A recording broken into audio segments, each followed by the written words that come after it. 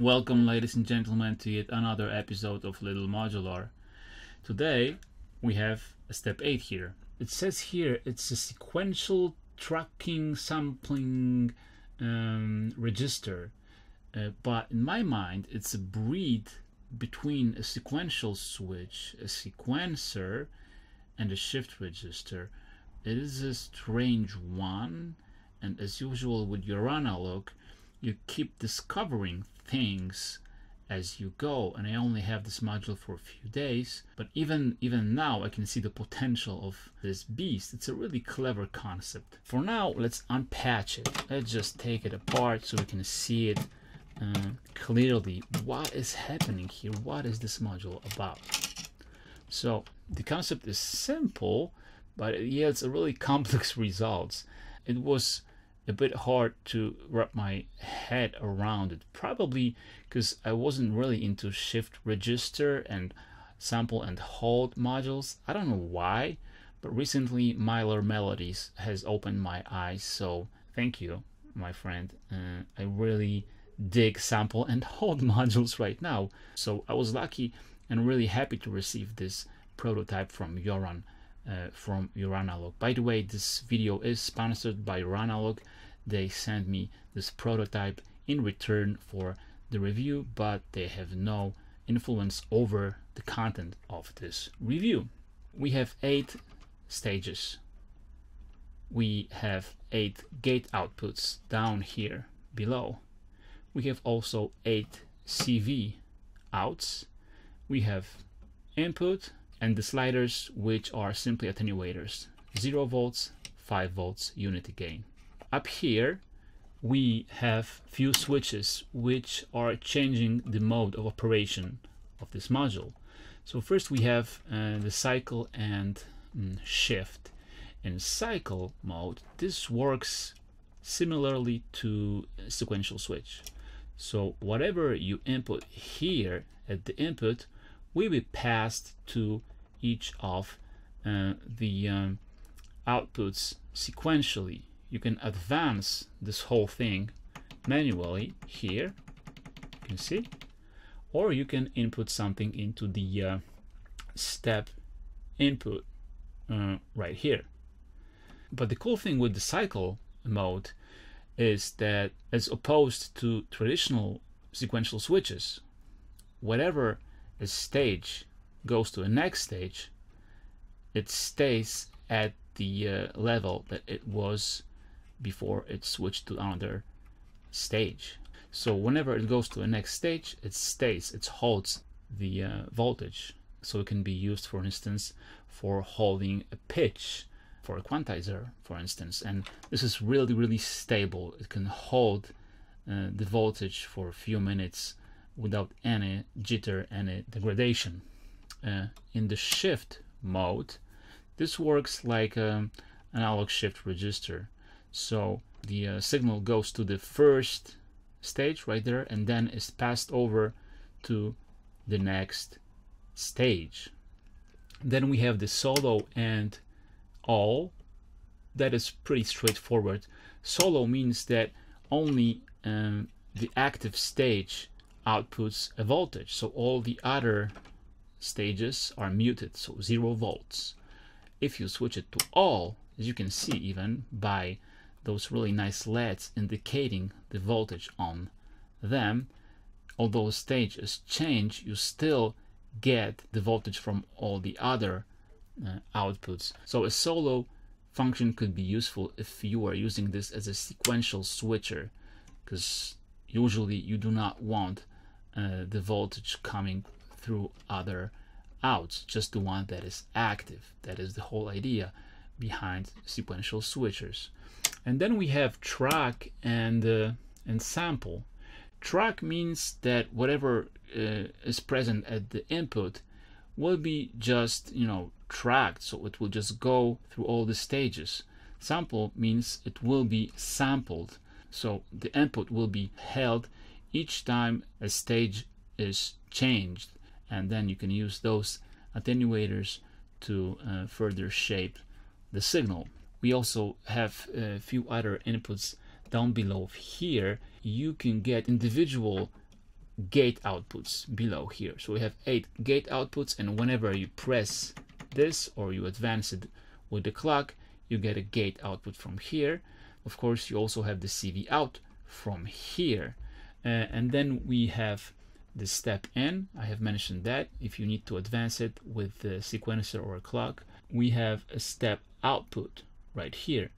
So you have a gate each time a stage advances. So we can use that to synchronize this module with other sequencers or modules. Then we have a pause and reverse gate inputs. It does what it says. You can pause the sequence or you can reverse the advancing of the stages. What is cool with the pause is that even though it is paused, it will still update the sampling process. So the sequencing and sampling is separate. That can also yield some interesting and fun results. Then we can also address each of the stages with the stage in. So if I plug a joystick in here or LFO, I can scroll through all of the stages with this CV, and then we also have a common CV out. So this could be used, for instance, if you want to use that as a sequencer. If there's nothing plugged into the in socket, this is normalized to internal +5 volts. So these will output anything between 0 and 5, and you can use those as a CV mapper, kind of like a voltage block. So you can just, set the volume, set the desired voltage output, and then just switch between the stages and output gate and CV. What do we have here? Simple arrangement.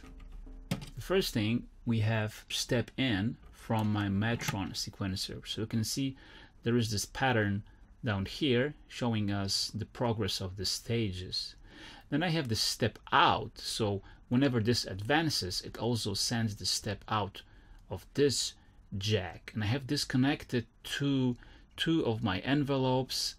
One of the envelopes is controlling the VCA, which in turn is controlling the generate 3 module. So it sounds like this. Okay, let's open up the filter. It's going through the Corgasmatron. Really nice. And I have also this right here, scan. So all of the individual stages go through this, are available through this output. So now, and this also goes to a quantizer. So now whatever I move those sliders, I will get a different pitch, which is quantized to a semitones. And the signal from quantizer is feeding the generate 3 volt per octave input. So we have a simple sequencer. Okay? It already is a nice sequence, but we can make it more interesting. First of all, we get those individual outs, gate outs down here. I can connect any of those to another envelope, which will modulate a cutoff on my filter. So let's do that. Let's just connect anything from here. Nice. Okay, let's try another one, like here, for instance. Okay, simple enough.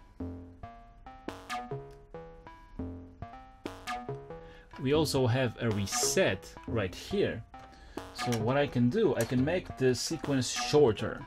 I do that by taking any gate. Like, let's say I want this to be 1, 2, 3, 4, 5, and I connect it to the reset input right here.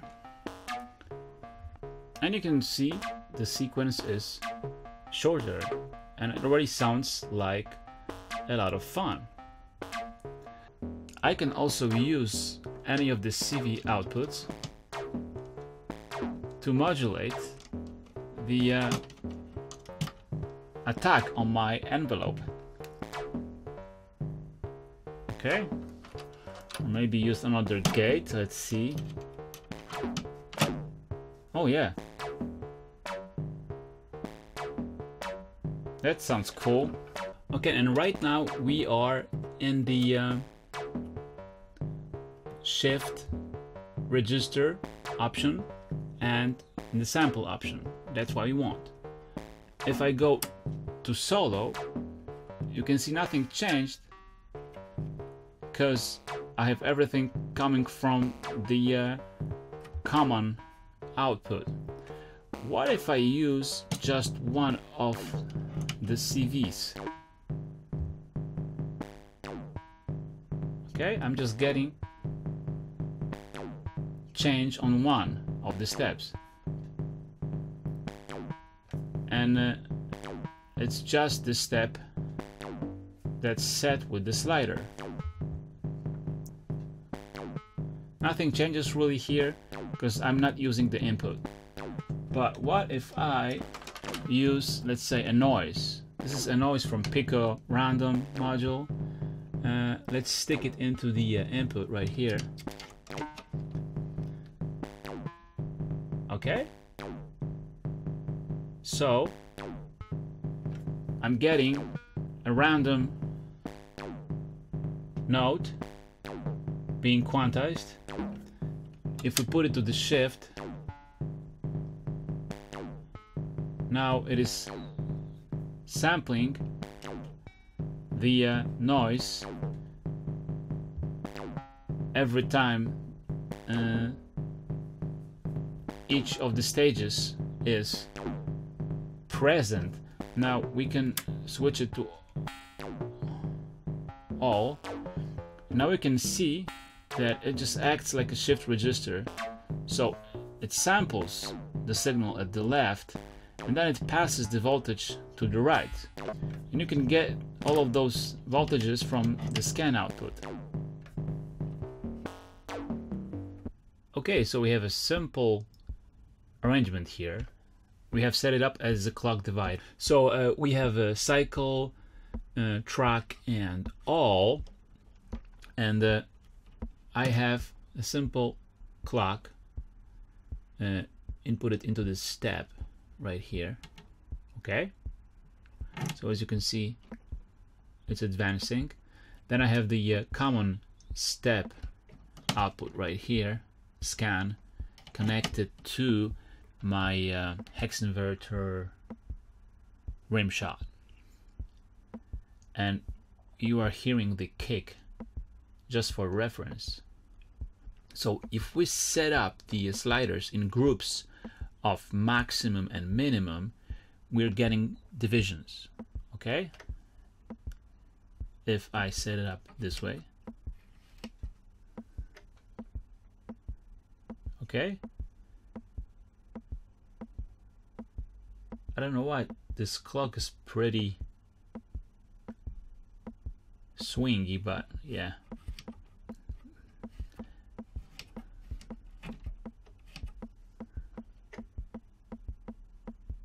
Okay, twice as fast. But what I like to experiment with is this reset right here, because again, you can set it up in really easy groups, simple groups of 4, get a simple division. But what if we change the starting point? So we just use the reset and just use some other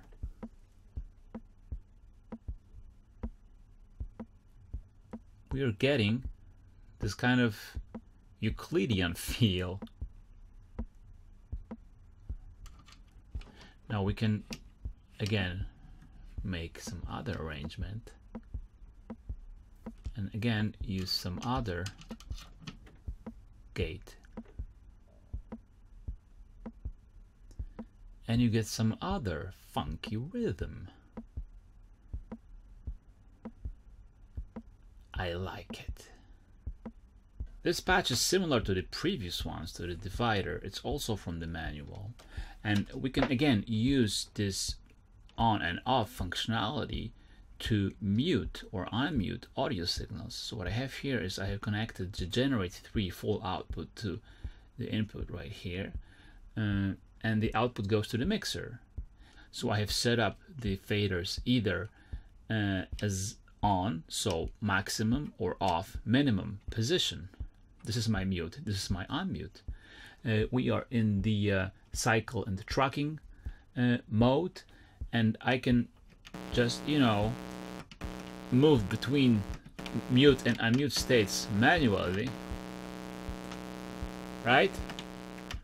Or I can use a sequencer like I did before, Metro in my case, and I can just use that as a sort of a funky, you know, gator. So let's just input trigger pattern here. Okay. And I can have different patterns. Okay.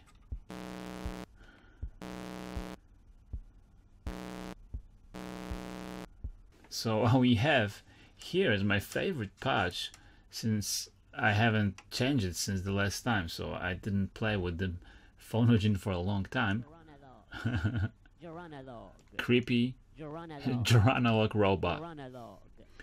Okay, and I have set it up as a CV mapper just to have fun with the parameters on the Phonogen. So again, I'm sampling the random noise here.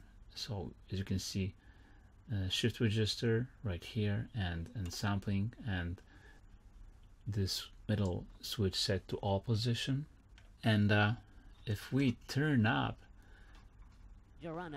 the amount modulation on the Phonogen,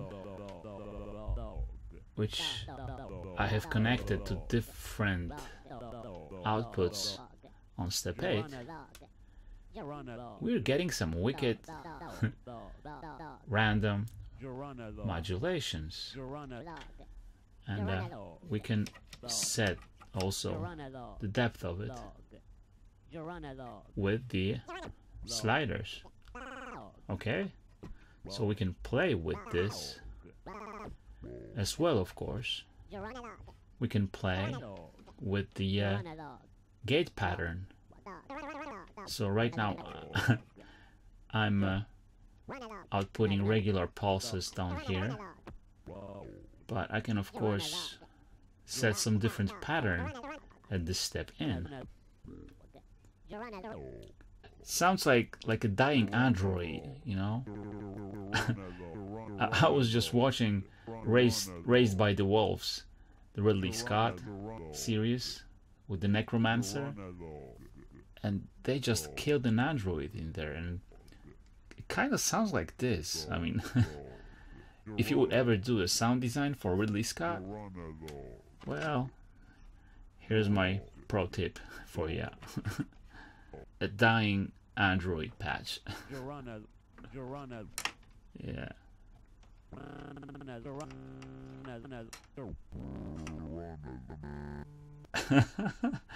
Well, I can play like this for hours, so let's go to another patch, shall we?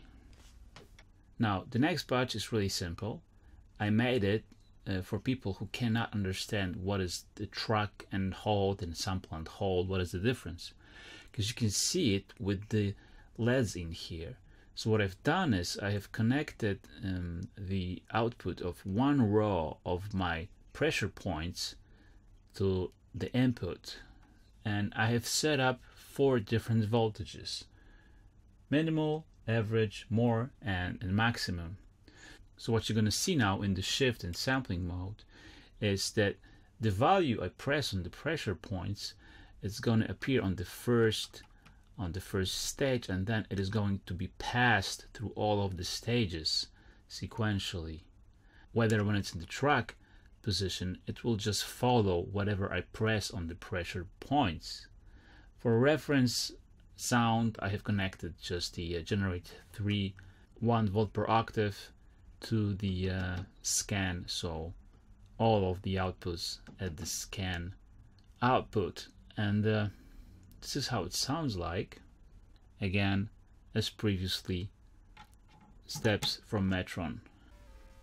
Okay, so now I'm pressing the minimum step. As you can see, the LED is showing me the voltage that was sampled, and then it was distributed in a cascade to all the other stages. Now when I press the maximum voltage, again, see? So you can use that module as a transposer, so I can have different pitches right here, and I can just use this input voltage to transpose everything up and down.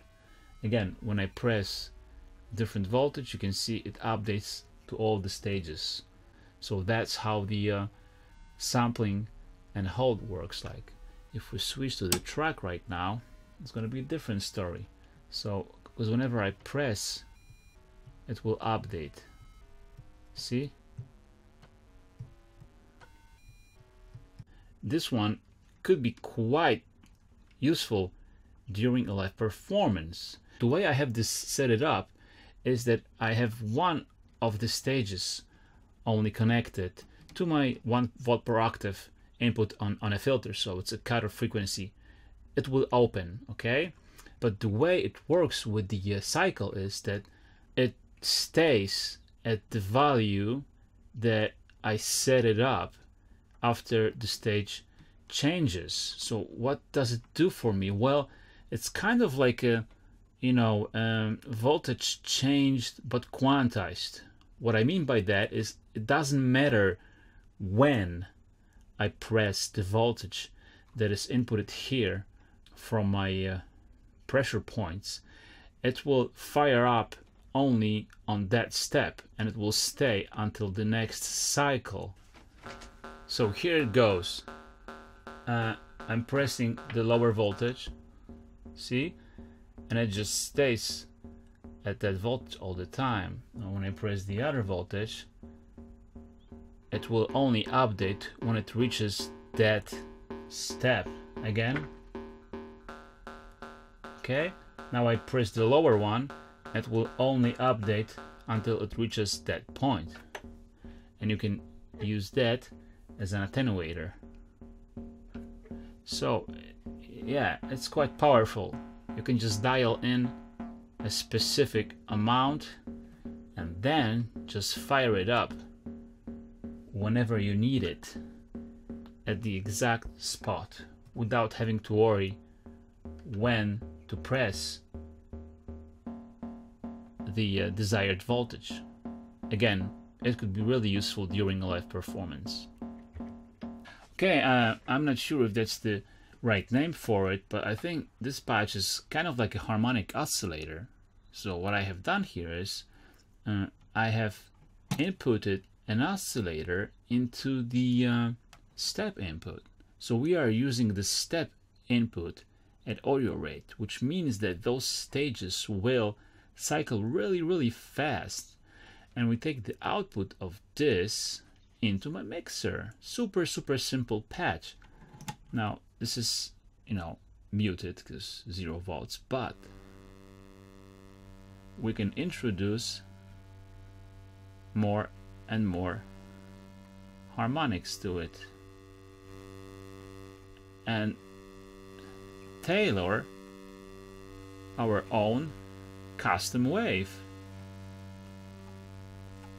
That's only beginning, because we can also, of course, input something at the in, let's say an LFO.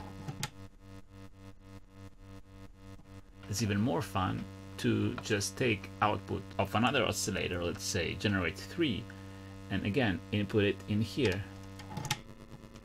and then all kinds of weird things start to happen. Excellent source of drones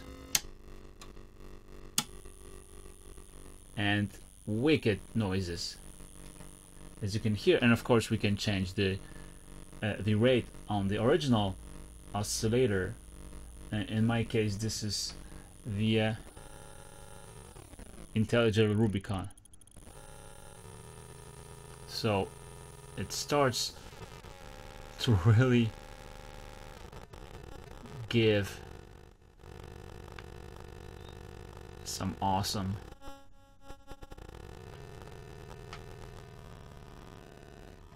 sounds. Okay. Now don't forget that we also get this step out of here, so the stream of gates I can direct it somewhere else in the system and just, you know, again make use of it, because it will be at audio rate.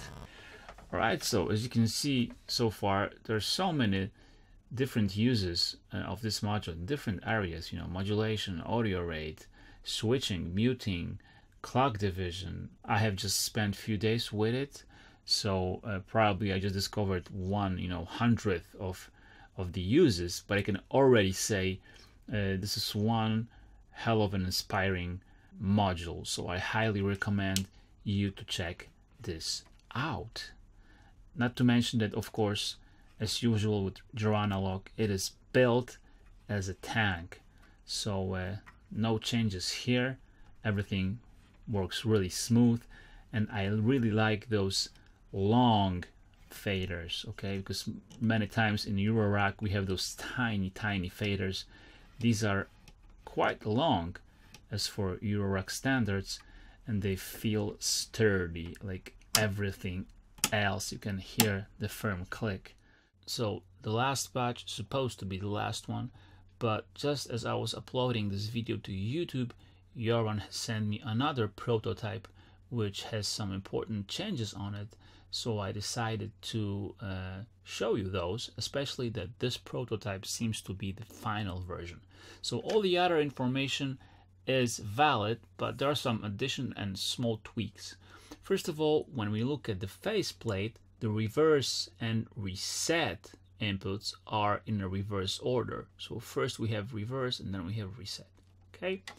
Now the most important changes are made to this socket right here, stage socket, which allows you to scroll through the stages with the CV. So what I have here is I have connected my trusty choices joystick to this input, and as you can see, as I wiggle the joystick, I change the stages manually. Okay. Now the cool part is that now whenever I change those stages via CV, it creates sampling triggers internally. So as you can see, I have an LFO connected to the input, and whenever I wiggle the joystick, I sample this input. Okay, so this is really cool. Let's have some audio. It's a very basic audio example, but I prefer super raw, simple audio, so it's simple and you can understand it. Okay, I have connected the output to 1 volt per octave on my Korgazmatron filter. So I changed the settings on the filter, moving my joystick. Okay. Now the other cool thing is that when I connect a trigger input to the step input right here, both of these, oh, I'm sorry, both of these now will work concurrently. So I can have both connected. So when I'm not using my joystick, the sequencer is moved by the step input right here. But as soon as I move my joystick, it will go to the desired position immediately, and then it will again proceed with the step in. Okay, that's how it works. Now another cool thing is that you can now connect reset here. This reset comes from, again, Trigger Riot, just from other raw in Trigger Riot. And now if I move the joystick, I can choose where the reset point is. Okay, like so. So you can choose with the reset how often it happens, see? And with the joystick where it happens. So we can create many variations quickly on the fly. For me, this is a very important and inspiring update. So that's it. I hope we will see this module in stores really soon, and I can't wait for it.